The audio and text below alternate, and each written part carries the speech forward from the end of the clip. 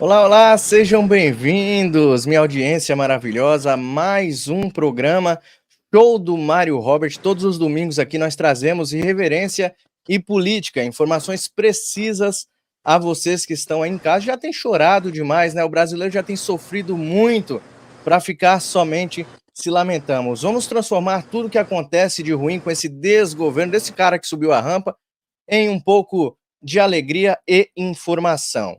Hoje o programa recebe o deputado federal José Medeiros, do Mato Grosso, e o analista político Fábio Tom, do canal Vida Gringa, além do professor Luiz Vale e o nosso querido jornalista português Sérgio Tavares. O show do Mário Robert está no ar.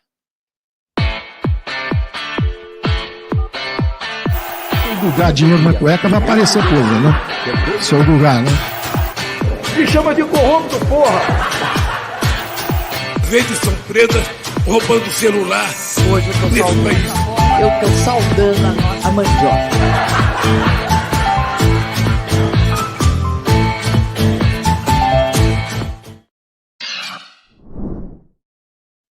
E já vamos chamar os nossos convidados aqui na bancada, meu querido Sérgio Tavares ao meu lado, meu querido deputado José Medeiros e o meu querido Fábio Tom, do canal Vida Gringa, já estão aqui, começando pelo nosso querido Sérgio. Dê as boas-vindas à nossa querida audiência.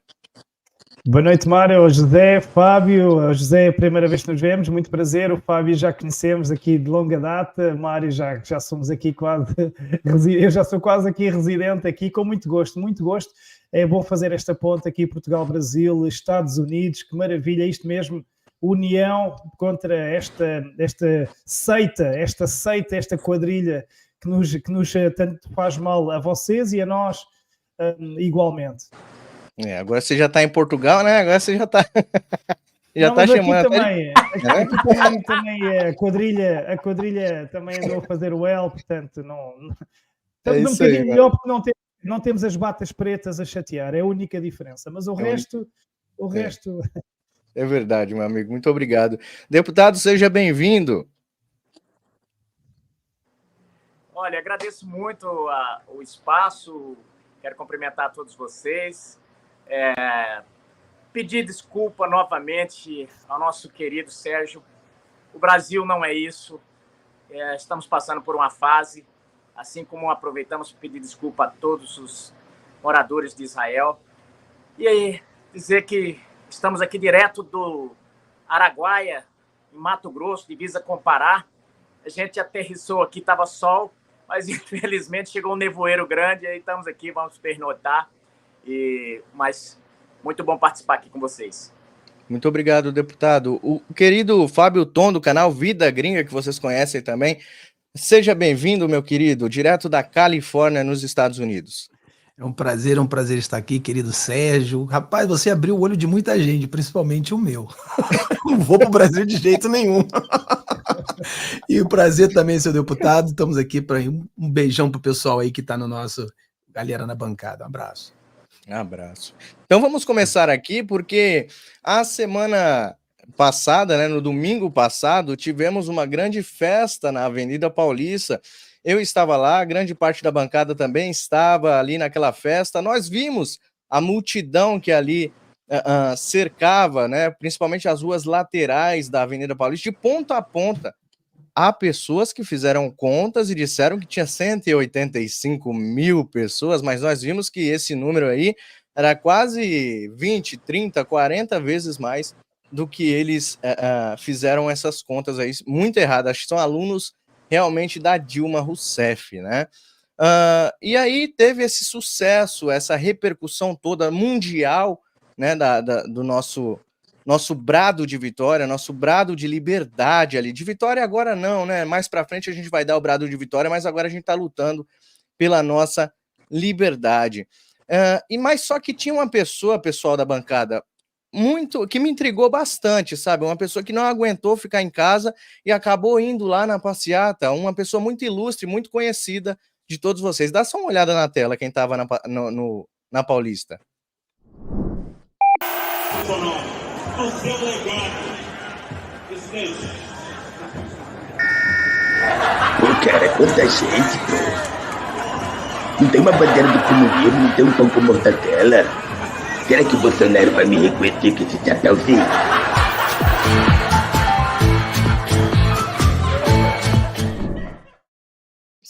Meus amigos, o Lully estava lá, ou pelo menos o sósia dele estava lá, né, infiltrado.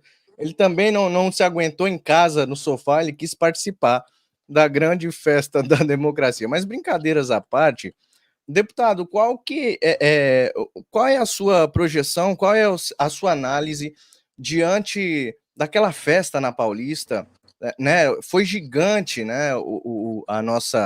Nosso brado por liberdade ali, a nossa luta continua, foi mostrado ali mais e mais a liderança do nosso líder, capitão Bolsonaro.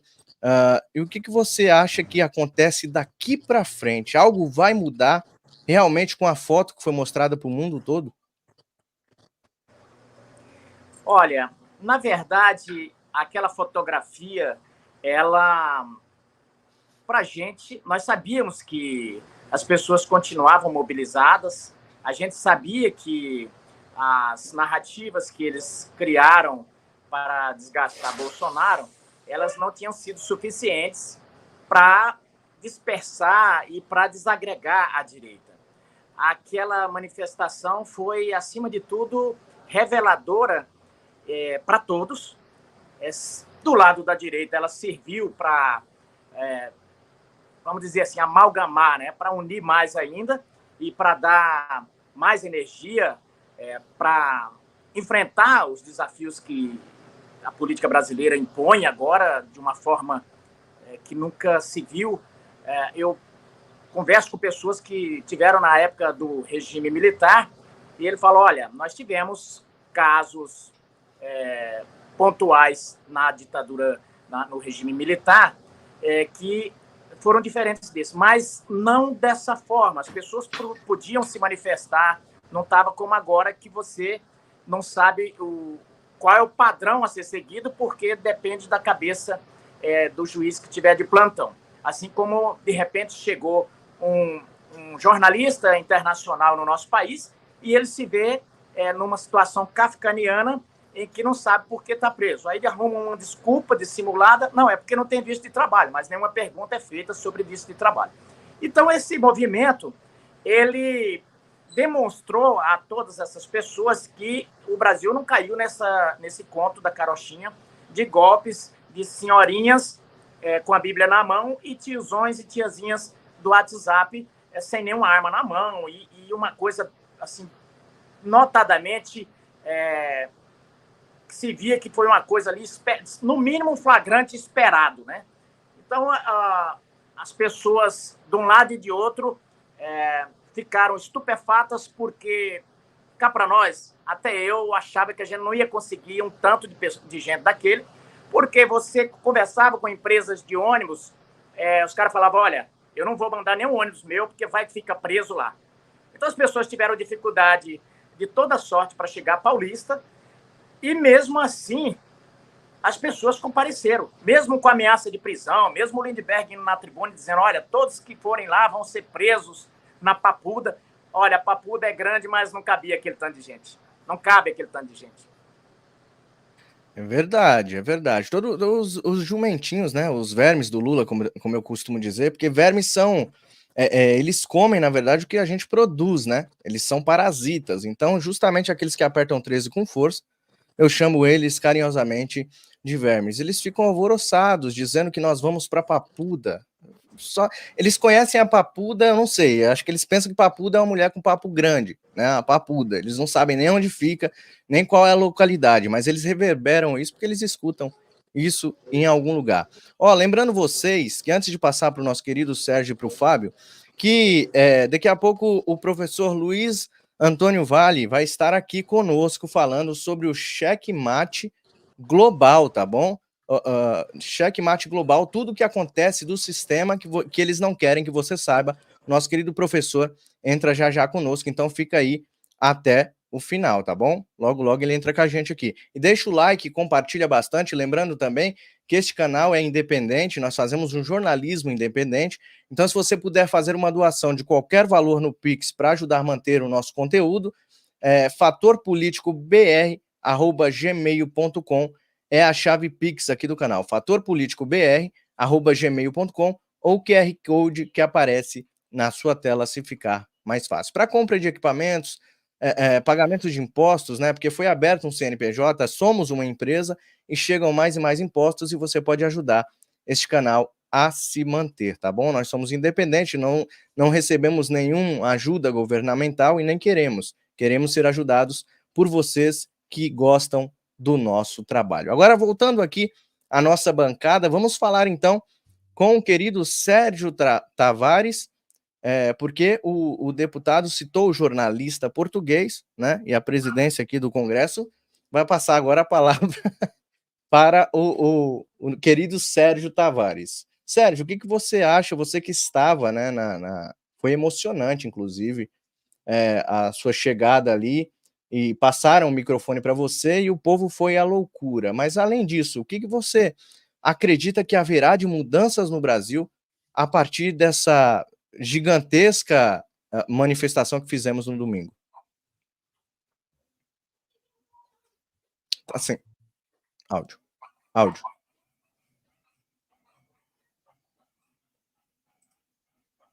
Espera aí. Estava a dizer, parecia um amador, parecia que era a primeira vez que estava a fazer isso. Sem problema. Eu ia começar por dizer que até o que me aconteceu a mim foi importante para juntar esse acontecimento do 25 de fevereiro. Isto está absolutamente ligado, já não dá para separar uma coisa da outra. Porque até lembro uma pergunta que me foi feita lá na delegacia, no interrogatório, que é: porquê que você afirma que o Brasil vive uma ditadura do judiciário? Eu não comentei, mas eu apeteceu-me fazer assim, isto que está aqui a acontecer. Apeteceu-me mesmo dizer: olha, não preciso dizer nada, está aqui a resposta. Eu sou a resposta da ditadura do judiciário. Mas, aconselhado e bem pelo advogado, não respondi, porque a ideia, já me vieram muita gente dizer que a ideia mesmo era eu repetir as respostas em solo brasileiro para ficar preso preventivamente e depois a partir daí servir de exemplo para outros, porque aparentemente esta gente não tem escrúpulos. E depois vieram as mentiras que nós sabemos. Mas o que sai aqui do 25 de fevereiro, houve ali discursos muito fortes. Da parte, eu destaco aqui 3 aspectos. O Tarcísio, que mostrou lealdade, eu fiquei muito, muito satisfeito. Eu tive a oportunidade de almoçar com ele, com o Tarcísio e com o Bolsonaro no Palácio dos Governantes e fiquei bastante impressionado com ele, e o discurso não defraudou as expectativas. Portanto, lealdade e uma provocação extrema. O governador de São Paulo tratou o Bolsonaro por presidente Bolsonaro. Ora, como todos nós fazemos. E, portanto, isto para o outro que ocupa o lugar, mas só no nome, porque nunca será o presidente do Brasil, não é? Foi uma enorme afronta. A segunda coisa que eu queria realçar foi Silas Malafaia, que eu não sei como é que não está preso. Aliás, eu não sei como é que não está crucificado e a percorrer as ruas de Brasília com a cruz às costas, porque aquilo que ele disse, eu acho que qualquer um outro que dissesse já estaria preso. Portanto, muita coragem. E por último, o próprio Bolsonaro, na palavra pacificação, o homem mais atacado do Brasil, o homem que é espezinhado pela imprensa, espezinhado pelos petistas, espezinhado pelos wokeistas, espezinhado por toda a gente, vem dizer que aqui não há esquerda nem direita, não há Lula nem Bolsonaro, há uma nação e vamos pacificar. Isso é uma chapada de luva branca em toda a gente, é uma grandeza de caráter que só está ao alcance de alguns, realmente dos iluminados e do mito. Esses são os 3 aspectos que eu destaco. E depois acima de tudo, virar da página, porque sabemos que o povo passou a ter medo de sair à rua e de se manifestar por causa do 8 de janeiro, 17 anos de prisão, tornozeleira eletrónica, vidas arruinadas. E no dia 25, então, foi o virar da página. Acabou-se. A partir de agora voltámos às ruas, caímos, bregámos, uns ficaram pelo caminho, morreram, cléristans, etc. Mas está na hora, o que está em causa é demasiado forte e vamos voltar às ruas. E o Bolsonaro está em altas. Nós vemos as imagens dele agora, onde ele vem, parece que está em campanha eleitoral, o que é também uma provocação. Não deve deixar os vampiros de bata preta dormir sossegados, nem o 10 dedos menos 1 também a dormir sossegado, porque, quer dizer, tornam Bolsonaro inelegível e ele continua a ser o mais amado em todo o continente sul-americano, é impressionante. E da minha parte, é só dizer que foi mesmo algo excepcional, que eu nunca esquecerei até o último dia da minha vida. Fala-se muito que nós, quando morremos, vamos ver aquelas 4 ou 5 imagens a passar-nos pela cabeça. Podem ter certeza que a Paulista essa imagem vai-me passar na cabeça, com certeza. Vou contar aos meus netos, aos meus filhos. Foi um momento incrível que não esquecerei e fico muito contente de me terem feito o que fizeram, porque as consequências a nível mediático e o alertar até no estrangeiro para o que aconteceu tem ajudado muitos a entenderem o que se passa. Inclusive aqui em Portugal, muitos portugueses perguntaram, então aquilo é mesmo grave, afinal aquilo é mesmo mau, até um europeu sofre. E eu, pois é. Portanto, ainda bem que eles cometeram essa cagada de se meterem comigo e de me terem criado aquela situação, porque correu muito mal para eles triplamente.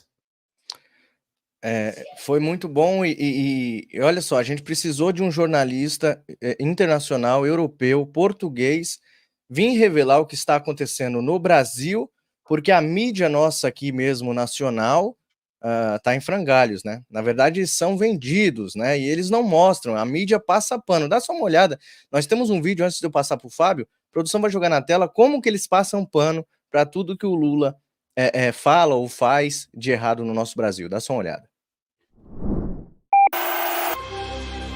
Jogos Olímpicos da Velha Mídia.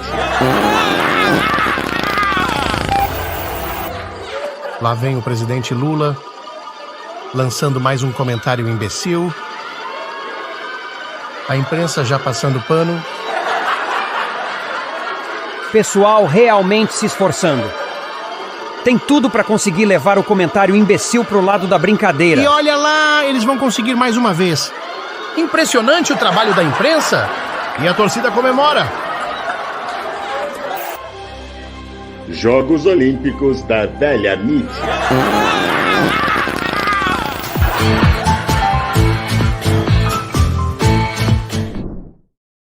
É bom demais, né? É bom demais tirar sarro dessas coisas que acontecem no nosso Brasil. Mas, Fábio, o que você acredita? Haverão mudanças, apesar da mídia passar pano, né? Tentar aí ofuscar nossa grande manifestação. Você acredita, você que está nos Estados Unidos, você que está há 2 anos adiantados de nós aí, tudo que acontece na política nos Estados Unidos é impressionante, acontece aqui também no Brasil, né? O que você tem a trazer para nós de análise? O que você espera que aconteça nos próximos dias? Será que os 2 covardes lá que comandam o nosso Congresso Nacional vai se mexer ou vai ficar na mesma? Rapaz, eu lembro que a parada gay, né? Eles entraram no Guinness Record com mais de 3 milhões de pessoas na Paulista. E agora a Paulista diminuiu e só cabe em 200 mil. Eu não sei o que aconteceu. Foi uma coisa assim mágica. Né? E tá no Guinness Record. Então, no Guinness tem 3 milhões de pessoas na Paulista. Mas na manifestação só tem 200 pessoas, que não cabe mais que isso, de acordo com eles. Então, eu acho que o povo brasileiro foi sensacional. As pessoas acreditaram diante de tanta dificuldade. Eles foram às ruas, muitos com muito medo, mas acreditando. E o nosso querido Sérgio, quando eles deteram ele, foi uma comprovação do que exatamente que estávamos fazendo. Ele comprovou. Aquilo ali foi o carimbo dizendo assim, olha, se vocês tinham alguma dúvida, agora vocês têm a certeza. Aqui é isso aqui. E, por exemplo, isso é muito sério, porque eu não vou mais ao Brasil. Literalmente, eu tenho medo de ir ao Brasil. Eu não posso ir para o Brasil mais, porque eu não sou maluco. Então, eu vejo que foi uma coisa de tanto sucesso que a mídia, até agora, eles estão chorando, estão tremendo, estão querendo mentir, inventar. Então você vê o pavor da mídia. E o povo brasileiro, a gente tem que olhar para essa situação e não de maneira imediatista.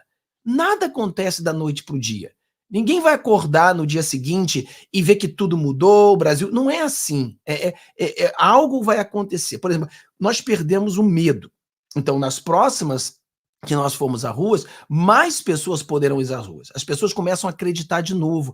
Eu acho que uma das coisas mais importantes que o presidente Bolsonaro falou naquela manifestação ali, ele falou virar a página. Eu acho que esse de virar a página, eu acho que o Bolsonaro está dizendo para a gente olhar para frente, deixar essas coisas para trás. olhar à frente, deixa o medo para trás, entender que a direita ela vem muito forte. Eu vejo a direita brasileira trabalhando muito duro, eu vejo esses deputados fazendo um excelente trabalho, os senadores fazendo um bom trabalho. A gente tem um problema, mas ninguém pode mudar tudo isso para a noite para o dia, não adianta. A direita nunca existiu no Brasil, nós chegamos no Brasil ontem, e não dá para a gente trocar tudo na noite para o dia. Então eu acho que isso foi só um pinguinho de grandes coisas, uma bola de neve, né? Que ela vai rolando, rolando, rolando e vai crescer. Eu acredito que a direita vai voltar e vai voltar muito forte.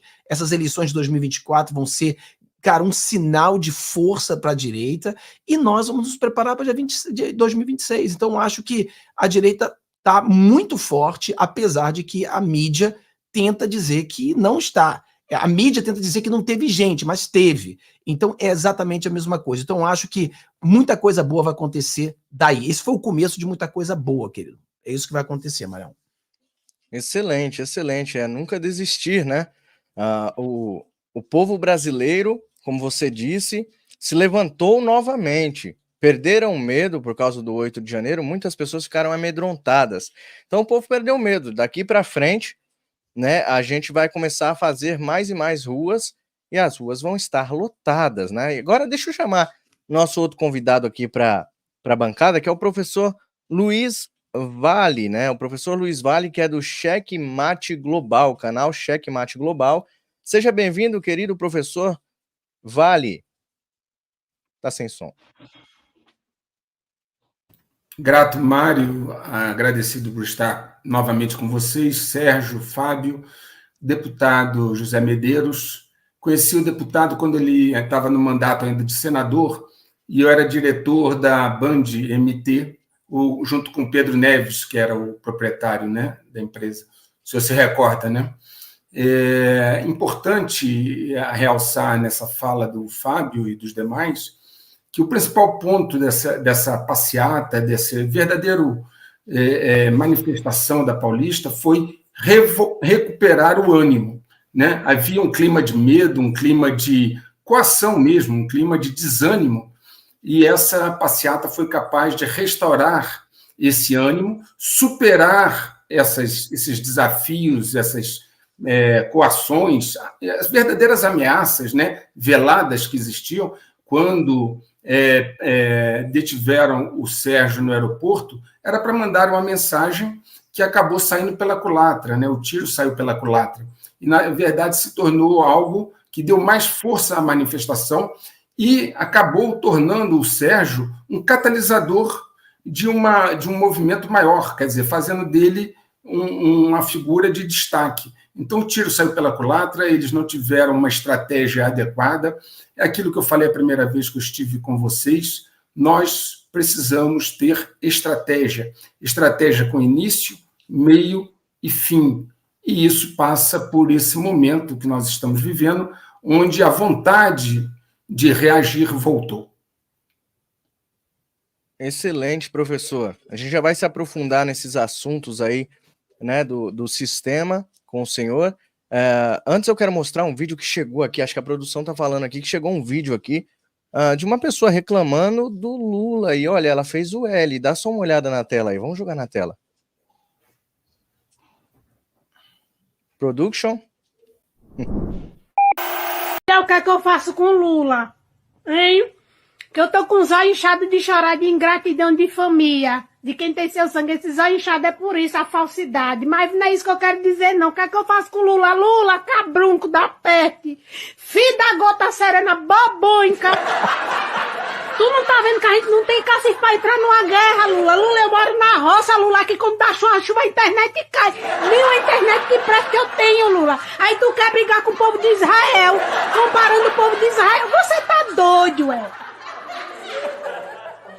Eu tenho pra mim que Janja, em vez de namorar com você, tá comendo a cabeça de cima, com o cérebro e tudo, com o priquitone dela. Porque não tem condições não, Lula, uma bexiga dessa não, Lula.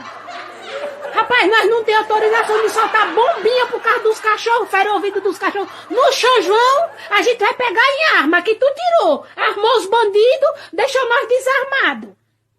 Né? Aí agora tu quer o quê, infeliz? Tu quer o quê que a gente não tem? Vamos comer feijão pra dar uns tiros, uns peidos nesse povo. Você tá vendo que nós não tem estrutura, Lula? Que burrice da molesta é essa? Tu tá querendo uma pandemia, tu não tá querendo uma pandemia, não, um chacinato, um negócio, Lula. Eu não aguento isso não, Lula, eu tenho que ir em Brasília conversar com vocês. Vá pra faixa de Gaza. Era bom que quando você arrumasse seus B.O., você mesmo fosse e resolvesse, mas você não resolve, fica aqui escondido, ô bichinho.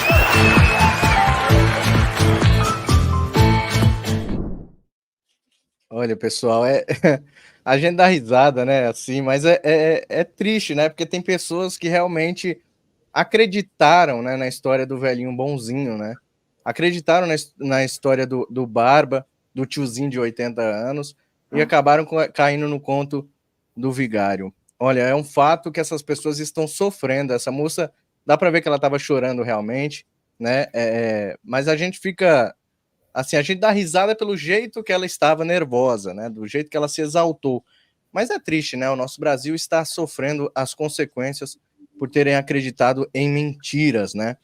E fato é que o Lula, ele está enfraquecido. Ele está enfraquecido e principalmente diplomaticamente, né? Tem essa briga com Israel, que é um objetivo. Isso tem método, tá? Tem método. Ele não está fazendo isso porque ele errou e está fazendo isso porque ele errou. Não.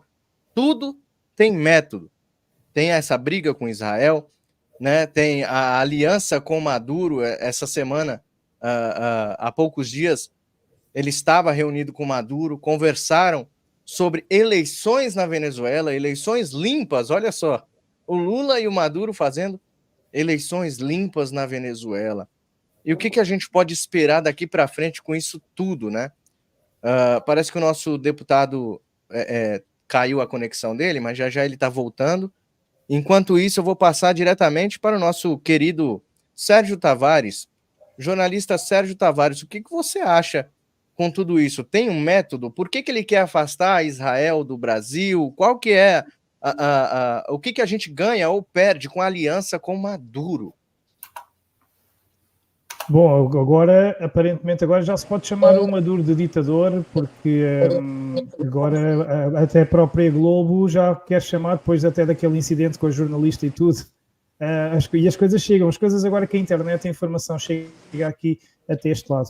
É difícil perceber o que é que vai naquela cabeça, porque é tanta incoerência a questão de Israel que começamos a achar que não é só burrice, começamos a achar que há mesmo ali ordens dadas por alguém, e sabemos que Lula segue aquela agenda globalista, esteve recentemente com o Tedros Adhanom, o diretor-geral da OMS, aí a tramar alguma, porque dizem que o Brasil pode ser o laboratório da próxima grande pandemia, a próxima experiência mundial, o cenário perfeito, porque agora tem lá os figurantes no governo perfeitos para, desde aquela a ministra Nízia Trindade até ao próprio Lula, portanto é ali as pessoas certas para, e o braço armado, a imprensa, para formar um cenário perfeito para amedrontar o medo, e portanto fala-se que ele segue uma agenda maior. Portanto, eu começo a achar que a questão de Israel até não foi só burrice, nem imprudência, nem irresponsabilidade. Eu acho que lhe deram mesmo ordens. Eu ainda não consegui perceber bem a razão porque é que ele quer declarar guerra ao Ocidente, porque é que ele se quer criar estes incidentes diplomáticos. Aquilo que eu sei e que eu vejo aqui à distância e que os portugueses também já veem e os europeus também já veem, é que desde que chegou este governo piorou tudo completamente.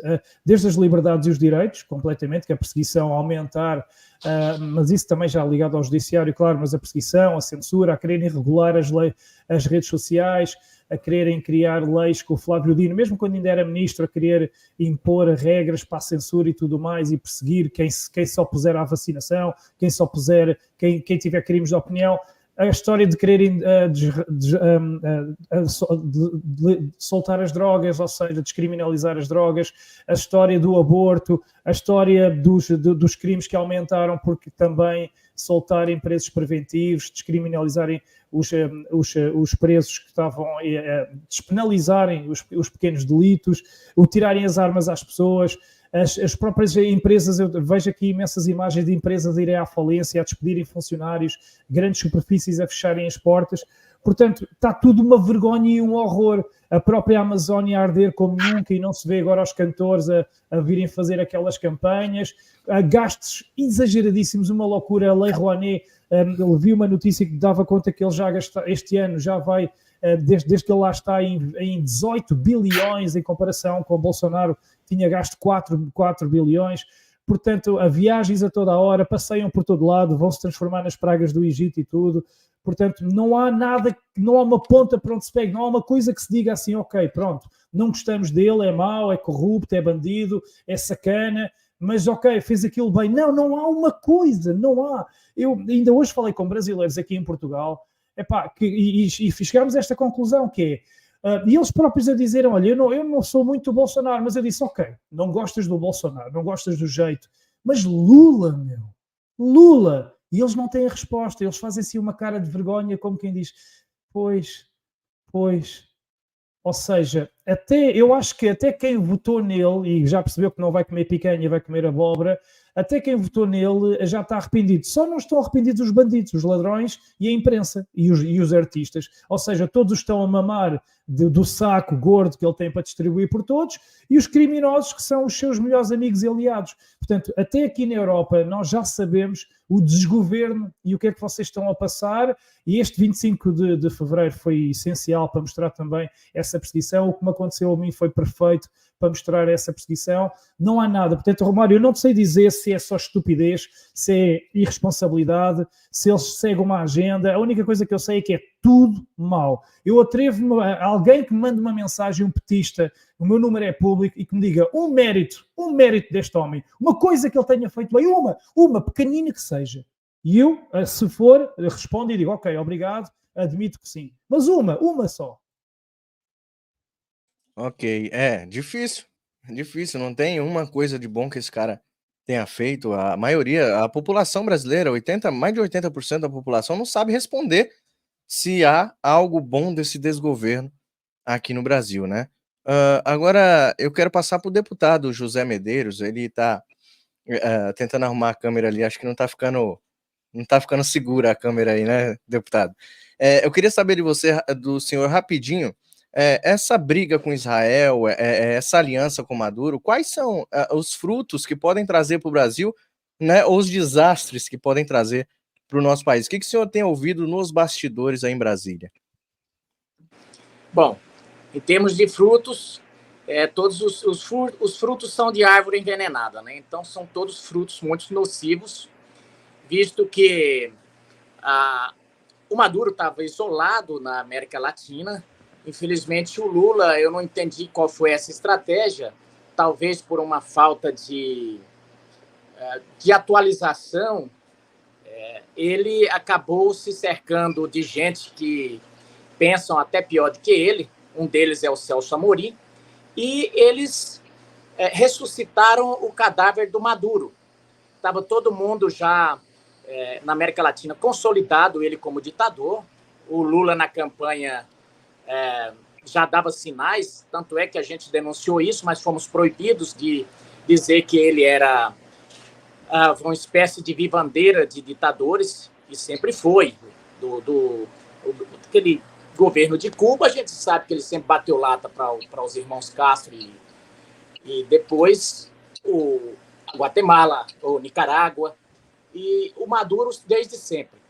Mas fomos proibidos de falar isso para o eleitor. E o debate eleitoral, ele é justamente para que os candidatos possam, além de se fazer conhecidos, também fazer com que o eleitor conheça as dificuldades, os defeitos do outro candidato, para que possa fazer uma boa escolha.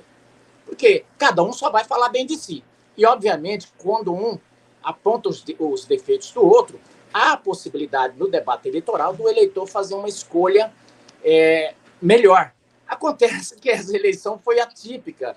Nós não podíamos falar, por exemplo, que o outro lado era a favor do aborto. E era. Tanto é que nós vimos agora, depois, como eles estão agindo no governo. Em relação a essa questão da ditadura também. E vimos também uma característica um pouco ainda bastante escondida do PT, embora ele sempre costeasse o alambrado do antissemitismo, mas dessa vez escancararam. E se fosse para parafrasear uma frase que eles gostam muito, eles falam da cadela do totalitarismo, eu diria que ela e também a do antissemitismo, ambas estão no cio nesse momento.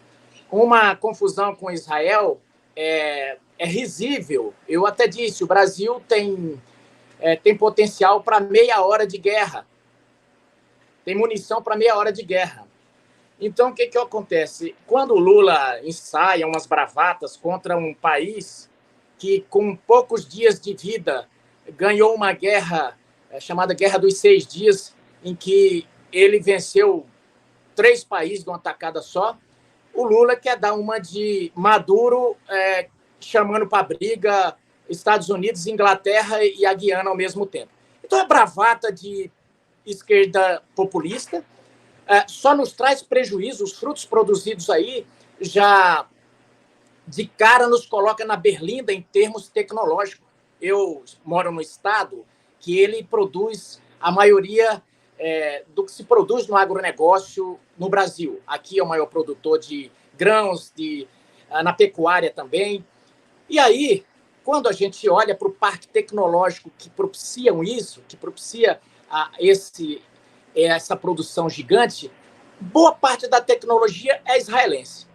O avião mais moderno que nós temos nesse momento sendo produzido pela Embraer, o KC-390, que está aí sendo vendido para vários países, corre o risco de parar a fabricação, porque 25% de participação 25% da Embraer é participação israelense. Então, como é que você briga com um parceiro comercial desse potencial e, ao mesmo tempo, o potencial militar? É uma falta de inteligência sem tamanho. Eu diria até, vou ser um pouco mais duro, é uma burrice relinchante.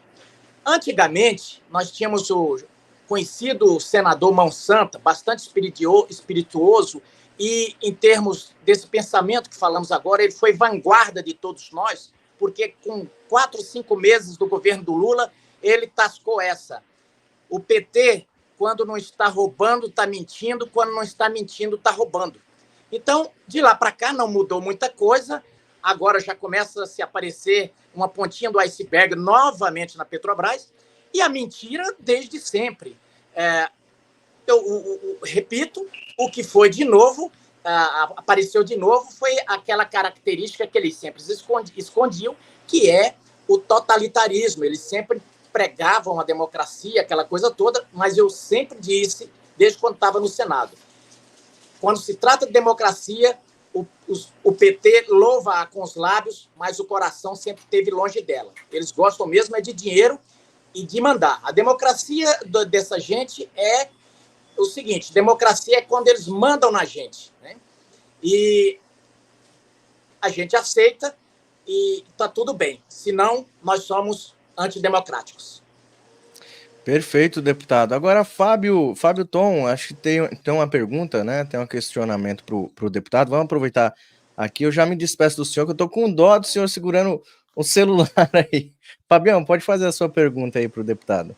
Deputado, eu tenho uma grande admiração pela direita brasileira que está começando agora, né? E uma das pessoas que eu admiro muito é o presidente Ronald Reagan. O Ronald Reagan, aqui nos Estados Unidos, né, ele foi um grande governador na Califórnia, o melhor governador que a Califórnia já teve, e o melhor presidente que eu já vi, né? Eu admiro muito o Bolsonaro, admiro muito o Donald Trump, mas eu vejo o Reagan como um dos melhores que eu já vi. E uma das coisas que ele fez, não sei se vocês acreditam nos 10 mandamentos, mas existem os 10 mandamentos da Bíblia, e o Ronald Reagan ele criou o 11º mandamento. O 11º mandamento era que pessoas de direita não podiam atacar pessoas de direita. Então, dentro do Congresso americano, nenhum republicano podia atacar um republicano. Nenhum republicano poderia votar contra um republicano. Todos os republicanos sempre, se nós vamos votar, por exemplo, 17 deputados do PL não assinaram para o impeachment do Lula. É que eu vi agora na manchete do Estadão. Como que nós temos um partido que nós queremos o impeachment do Lula e 17 deputados do PL nem assinam assinatura para o impeachment do Lula. Então a pergunta para o senhor é, como é que a gente pode fazer para que a direita se una? Né? Que a gente tenha como uma visão do Ronald Reagan, onde a gente tenha o 11º mandamento, aonde, cara, se nós votarmos A, todo mundo vota A. Se a gente vota B, todo mundo vota B. Não tem esse negócio de votar para o outro lado. Então, essa união que os Estados Unidos venceu nessa época, que era a época da união que a direita tinha. Hoje não tem mais nos Estados Unidos essa união, e eu não vejo essa união no Brasil. Aqui nos Estados Unidos, 3 deputados não quiseram votar para o impeachment do ministro do Biden, que era responsável pela fronteira. 3 republicanos foram contra. E no Brasil eu vejo 17 deputados. Então, como que o senhor vê? Como é que a gente pode resolver esse problema? Oh.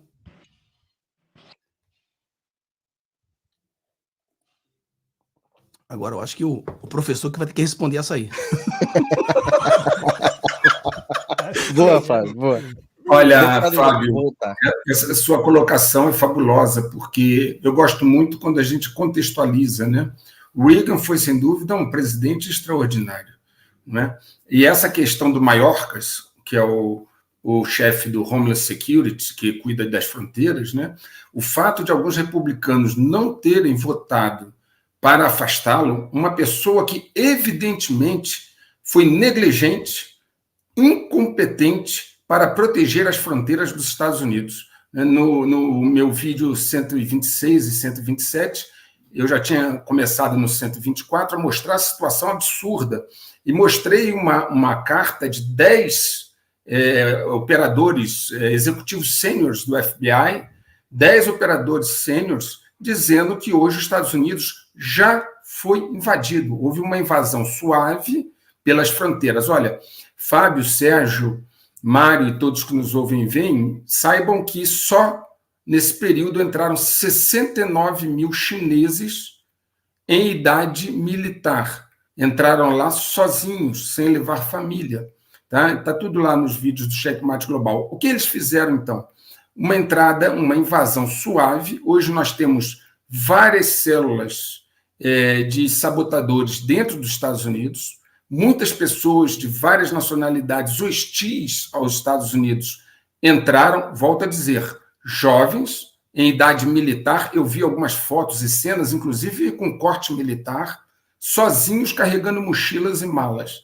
Então, várias células estão nos Estados Unidos. Eu mostro essa carta dos executivos sêniores do FBI no vídeo 127 do meu canal, e essa situação geraria automaticamente, Fábio, você colocou muito bem, um impeachment imediato do Mayorkas, né, que é o chefe do Homeland Security, né, e ter 3 republicanos que não votaram é um absurdo. E ter aqui 17 deputados que não votam em bloco é um absurdo. Então, infelizmente, o nosso poder legislativo tem aberto mão das suas prerrogativas.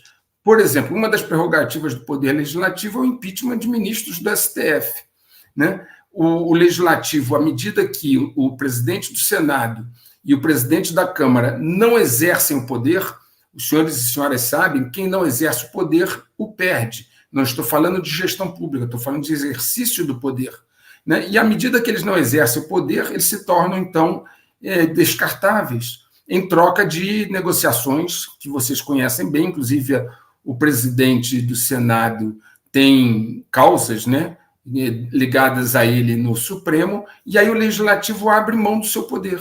E aí qualquer, inclusive, iniciativa do Legislativo, gente, esbarra no Supremo poder decretar inconstitucionalidade de determinado dispositivo. Então, veja, o Legislativo se enfraquece quando não exerce o seu poder, quando ele não tem esse bloco, como o Fábio colocou, não exerce a direita não exerce em bloco, e se fizer, ainda corre o risco daquela iniciativa ser julgada inconstitucional. Por favor, deputado, passo a palavra ao senhor.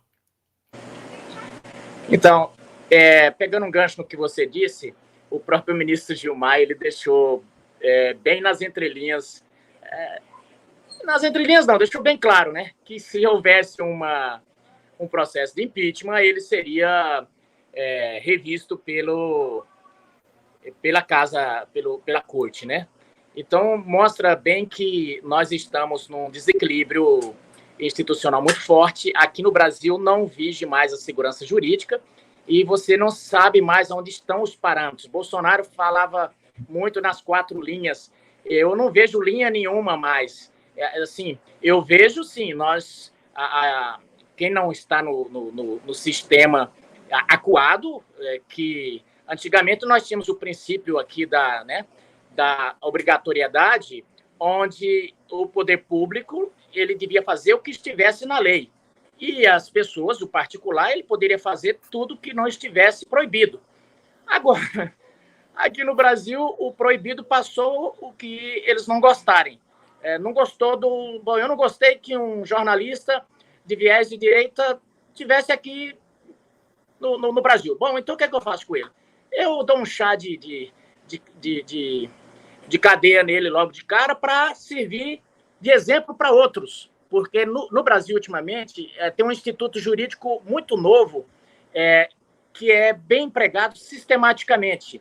Não se refere a nenhuma teoria nos livros de Zaffaroni ou de qualquer outro, de Haskell, de ninguém. Se refere a um instituto que o ministro Alexandre de Moraes criou, que eu apelidei de princípio da coação pedagógica. Eu prendo um secretário de segurança para que os outros 26 fiquem já avisados. Eu prendo 1.500 brasileiros para que os outros fiquem com medo de ir para as ruas. Eu prendo um chefe de polícia, um comandante da polícia, para que os outros 26 também fiquem com medo. E eu afasto um governador para dizer para os outros, fica na sua aí. E a prisão do Sérgio aqui no Brasil também foi nesse nível. Você não pensa que foi um delegado desavisado ou um delegado sem habilidade politicamente falando que ia fazer um negócio desse? Não é. Aqui no Brasil, ultimamente, existe um xadrez sendo jogado, muito bem jogado, por uma mente, e as peças também são movidas por uma mão invisível, onde tem um objetivo muito claro. E eles já falaram isso em público, é destruir o bolsonarismo. Isso foi falado, não foi por só um dos ministros do STF.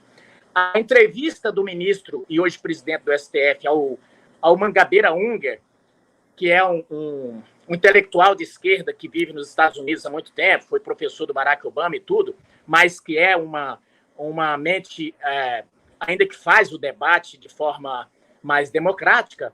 E o ministro, ao ser apertado pelo Mangabeira Unger, ele disse o seguinte, que ele perguntou, olha, por que de repente alguém condenado em todas as esferas é descondenado e simplesmente vira presidente da República?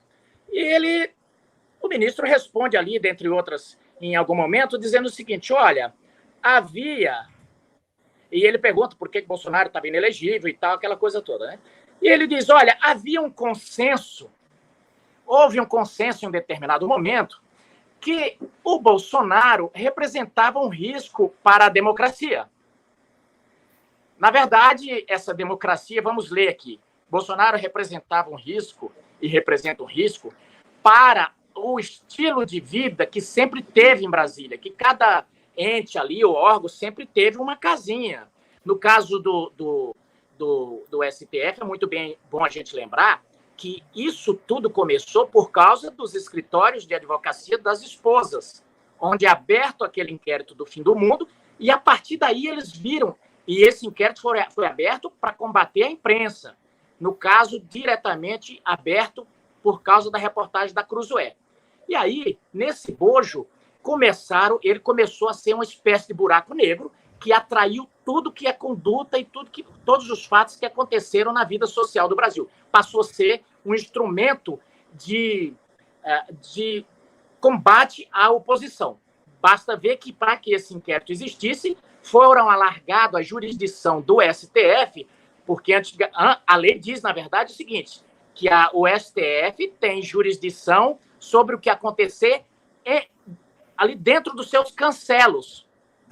Bom, aí veio uma mente brilhante e disse, olha, com o advento da internet, a jurisdição do STF, ela se espraia. Eu gostei desse termo, se espraia. E à época eu falei, se espraia até onde? até Marte, até onde vai sinal de internet, ou outra galáxia, porque aí passou o STF brasileiro, eu acho que é o único no mundo que, pelo entendimento dele, tem jurisdição internacional, galáctica, universal. E aí, nesse bojo todo, o que é que ocorre?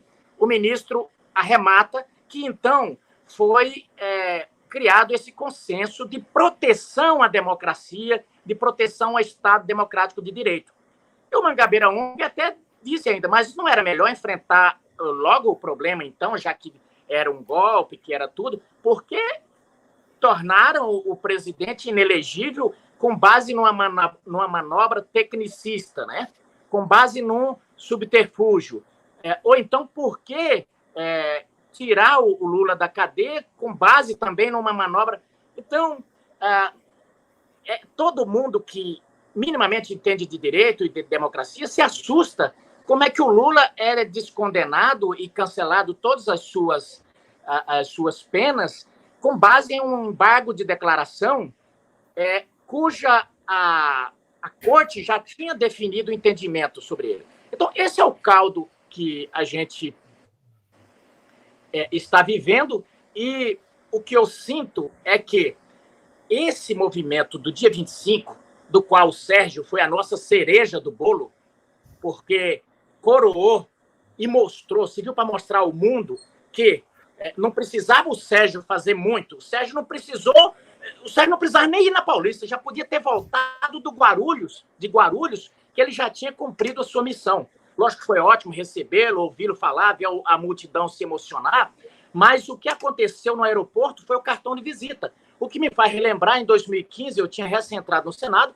9 senadores brasileiros foram presos assim que chegaram na Venezuela, juntamente com aquela repórter delas, Ortiz, e com a Maria Lima, do Globo. Nós fomos presos, ficamos lá mais de 1 hora dentro do avião, com a polícia do Maduro cercando, depois fomos colocados dentro de uma van e ficamos o dia inteiro presos, não sabia o que ia acontecer. Quando foi à tardezinha, já anoitecendo, o Eduardo Cunha suspendeu os trabalhos da Câmara Federal e avisou ao governo Dilma que a Câmara não voltaria a funcionar enquanto os brasileiros não fossem soltos lá na Venezuela. Nos colocaram dentro do avião e voltamos. Nós estávamos indo lá para a gente ver as condições da democracia, porque nós estávamos financiando obras lá. Não precisou a gente ir onde a gente ia. A Maria Corina foi presa também junto conosco lá, que hoje está suspensa. Então, nós fomos uma espécie de Sérgio naquele momento. Nós voltamos e falando, olha, não existe democracia na Venezuela mais. E, pasme, naquele momento, os adversários do Maduro estavam sendo presos com base numa coisa que hoje nós sabemos que tem aqui. Eles diziam o seguinte, foram presos porque estavam atentando contra o Estado democrático de direito. E daí por diante, isso aqui era novidade, a gente não ouvia falando desse tipo de coisa. E hoje, todos nós, eu estou com 3 inquéritos no STF, um lá, me disseram que é por causa desse, que eu estaria atentando contra o Estado Democrático de Direito. O Sérgio foi barrado para saber se ele era um golpista internacional. E assim, todos vocês, tirando o Fábio, que está ali protegido sobre uma Constituição bastante forte, mas todos nós outros estamos aqui sob o risco de qualquer hora chegar em casa e dizer, olha, você tem um processo e você ser acusado de atentar contra o Estado Democrático de Direito. Essa é a situação do Brasil, em que pese tudo isso está sendo feito com o argumento de que é para proteger a democracia e o Estado Democrático de Direito. Para vocês verem o quanto, e confirmando o que o professor falou, o quanto hoje o Congresso é apenas eu diria, um quadro ali na parede para compor aquela paisagem de divisão tripartite dos poderes, lá de Montesquieu. O Legislativo, ele às vezes aprova uma lei e as pessoas falam, olha, isso não vai valer, o STF não se pronunciou ainda. E também do próprio ministros desse governo dizer, olha, se o Congresso não regulamentar, nós vamos regulamentar. Temos mecanismo ou através de medida provisória, ou através de decretos, ou através do judiciário. E isso está acontecendo. Nós aprovamos aqui desoneração da folha de pagamento, o Lula vetou e meteu uma medida lá. Nós aprovamos um marco temporal, a ministra está entrando na justiça e já falaram que não vão cumprir enquanto o STF não decidir. Meu Deus do céu, decidir o quê? O STF tinha decidido porque disse que era vácuo legislativo. Aí nós fazemos a legislação, é o STF quem tem que decidir. Mas eu disse, quando eu ainda estava no Senado, quem se comporta como verme não pode se reclamar quando é pisado. E eu falei isso quando foi o primeiro ensaio desse ativismo mais forte para cima do Congresso, que foi uma entrevista do hoje presidente do Supremo Tribunal Federal, que ele deu uma entrevista na Folha dizendo: o papel do STF, ele é contra-majoritário, ele é iluminista e representativo. E eu falei, ministro, pelo amor de Deus, eu estou pasmo. Isso aqui é um ovo de serpente. Aonde que o papel do STF é esse? Eu falei, o que o senhor falou dos dois outros, um deles já é muito grave. Não tem nada de iluminismo no papel do STF. O STF está ali, como qualquer ente do Poder Judiciário, para observar a lei, como guardião da Constituição. Então, essa história de querer dar um rumo para a sociedade, de ser vanguardista, não está errado. E representativo, pior ainda. Falei, se o senhor quer ser representativo, será muito bem-vindo. Acho o senhor um quadro muito competente. Mas coloque uma botina e vá para as ruas empoeiradas desse Brasil para que o senhor possa disputar um cargo de 4 em 4 anos. O senhor vir aqui, o senhor vai poder legislar do jeito que o senhor quiser, o senhor vai poder fazer o papel de representativo, mas não na corte. Bom, de lá para cá só piorou, e agora eles antecipam votos, eles dão lição de moral a quem quer, arrombam porta de deputados a hora que quer, prendem jornalistas, pastores. É realmente um papel iluminista, um papel de vanguarda, ou seja, eles estão fazendo isso, e o pior mal que eu vejo nisso é que eles acham que estão totalmente certos, que estão fazendo uma coisa boa. Eu comparo esse comportamento mais ou menos o comportamento do jihadista que mata israelita sorrindo e com alegria, porque ele acha que ele está fazendo o trabalho do Alá. Ele assa uma criança no forno e corta a garganta dela ou abre o ventre de uma mãe na frente do pai com a maior alegria do mundo, porque ele acha que ele está cumprindo um papel, uma missão. E os ministros aqui fazem afronta aos direitos civis como se tivesse numa jihad, numa guerra santa, colocando o Brasil num caminho, protegendo o Brasil de fake news, protegendo o Brasil e criando uma sociedade mais justa e célere. Nesse caminho da perfeição, aspas, eles vão minando qualquer resquício de liberdade. E aí passam, assim, a ser uma coisa muito parecida com o que o George Orwell falou no livro 1984, e até mesmo alguns ministros se assemelham àquele conto lá nos Irmãos Karamazov do Grande Inquisidor. É um momento realmente de aflição, mas é um momento também de oportunidade, e já foi dito isso aqui. Essa nossa derrota nas urnas, e aqui não vou entrar nos méritos dela, seja lá por qual motivo for, mas acabou sendo meio que uma dádiva divina, porque a direita não se acomodou, de lá para cá se uniu muito mais e está se criando realmente um projeto mais perene do pensamento de direita. Nós temos pessoas, hoje está o Bolsonaro como grande líder, e ele tem como construir sucessores. Eu não vejo, em que pese a esquerda